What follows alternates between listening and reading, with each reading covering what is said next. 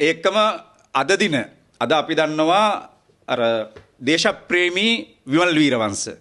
මොකද ලංකාවේ දේශපාලනයේ රටයි ජාතියයි සම්බුද්ධ ශාසනයයි රණවිරුවයි මාකට් කරලා තමයි පහුගිය කාලෙම මේ දේශපාලන ජයග්‍රහණයෙන් කරගත්තේ. දැන් අපි දන්නවා විමල් වීරවංශ මහත්තයා මේ අද විශේෂයෙන්ම හවස 2:00ට විජේරාම් මන්සන්දියට එන්න කියලා තියෙනවා. General Shavendra Silva, admiral of the fleet Wasantha Karannagoda මැතිතුමා, ඒ වගේම ජෙනරල් ජගත් ජයසූරිය, ඒ වගේම කරුණම්මන් නම් මට නම් ඉතින් තාම කොටියම තමයි. හරි, මේ අය වෙනුවෙන් බ්‍රිතාන්‍යයේ තහනමක් පනලා තියෙනවා කියලා මේකට විරුද්ධව හඬ නගන්න එන්න කියලා මේ විමල් වීරවංශ කියන්නේ. එතකොට 2015 ඔබට මතක ඇති යුදාපරාධ චෝදනා එල්ල කරද්දී මේකට ඉස්සෙල්ලාම එළියට බැස්සි අපි. ওই විමල් වීරවංශලා කොහෙවත් හිටියේ නැහැ. හරිද?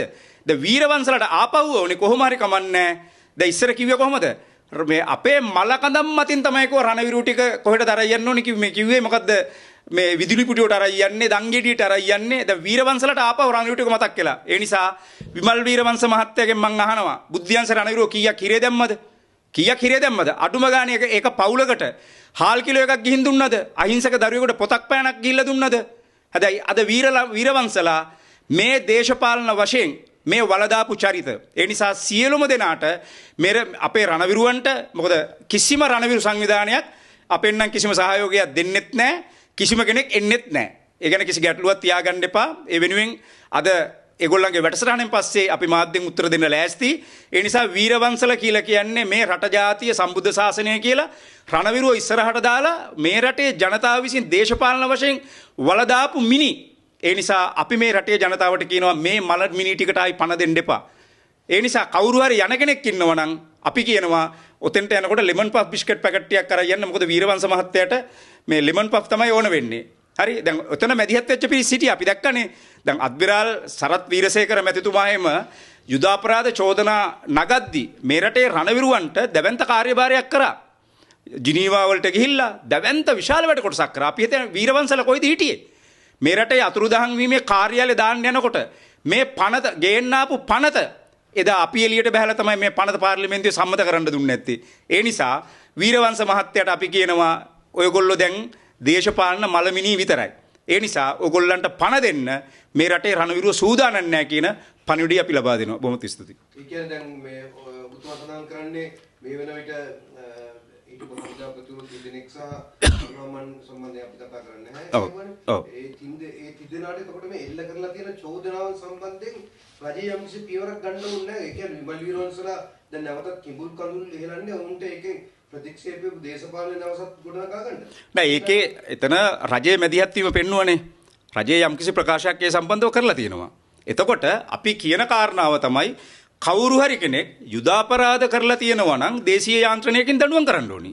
හරි, ඒකේ කතා දෙයක් නෑ. දැන් මොකද මහින්ද රාජපක්ෂ මහත්තයා දැන් මේ ශනිකවම මේක එළියට දානවත් එක්ක මහින්ද මහත්තයාගෙන් මොකද එතුමා අපේ හදවතේ ඉන්න නායකයෙක්. ඒක කවදාවත් අපි ඒක අමතක කරන්නේ නැහැ. මොකද මේ රට බේරගන්න ඒ දේශපාලන නායකත්වයේ දීපු නායකයා. එතුමා ප්‍රකාශයක් කරලා තිබ්බා මෙව මේ චිත්‍රපටියක රංගනයක් එන්නේ මෙව්වා. මොකද මේ දැන් හිටන්නේත් ඡන්දයක් තියෙනවනේ. දැන් මේකේ ආපහු බලනවා මාකට් කරගන්න පුළුවන්ද කියලා මේ රට ජාතිය සම්බුද්ධ ශාසනය. ඒකම විශේෂයෙන්ම දැන් ඔය ශවින්ද්‍ර සිල්වා මැතිතුමා ගැන මම කියන්න ඕනේ යම් දෙයක්. අද මම මේ කොළවල අරන් ඇවිල්ලා තිබ්බනේද මම කලින් මාධ්‍ය සාකච්ඡාවේ මම කිව්වා මේ රණවිරුවන්ට වෙලා තියෙන අසාධාරණ. මේ ශවින්ද්‍ර සිල්වලා ඒ 2019 20 21 22 මේ ගත්ත තීන්දුව නිසා තමයි අද 10 ගාණක් ආබාධ රණවිරුව අද දුක් විඳින්නේ. ඒ නිසා මෙව අමතකයි. ඒ නිසා ඔය කවි රචනා ලියන කට්ටියට අපි කියනවා අපෙන් අහන්නකෝ. මොකද එළියට බහලා මේ මාධ්‍යයෙන් අපි නිතරම අපි කතා කරන කට්ටිය. හරි? ඒ නිසා මේක පිටිපස්සේ ඉන්න කට්ටියත් අපි කවුද කියලා දන්නවා. දැන් ඒ වගේම තමයි දැන් අපි දන්නවා ඉන්දියාවේ අගමැති මෝදි මැතිතුමා ලංකාවට එන මේකක් තියෙනවා මම හිතන්නේ 4 වෙනිදා. දැන් වීරවංශලා ලෑස්ති වෙලා ඉන්නවා මේ උද්ඝෝෂණයකුත් කරන්න. ඇයි වීරවංශලට තමන්ගේ පරාජය දරා ගන්න බැරුව මොකද්ද කරන්නේ? අපි දන්නවා දැන් ඉන්දියාවෙන් විශේෂයෙන්ම මේ රටේ සංවර්ධනය වෙනුවෙන් ගොඩක් උදව් කරන වෙලාවක දැන් මේ යනකොට මෝදි විරෝධයක් පෙන්වන්න.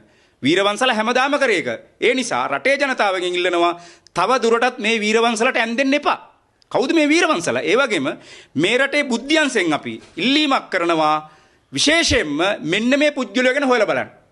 මොකද්ද මේගොල්ලෝ කරන්න කියලා. දැන් මෝදි අගමැතිතුමා එනකොට ඉන්දියන් විරෝධයක් පෙන්වන්න යන්නේ. එතකොට මොකක්ද වෙන්නේ? රාජතාන්ත්‍රික විදියට මේ රට යම් කිසි විදියකට ඉස්සරහට යනවා කියලා අපිට පේනවා. ඒ නිසා තමයි අපි මේ කතා කරන්නේ.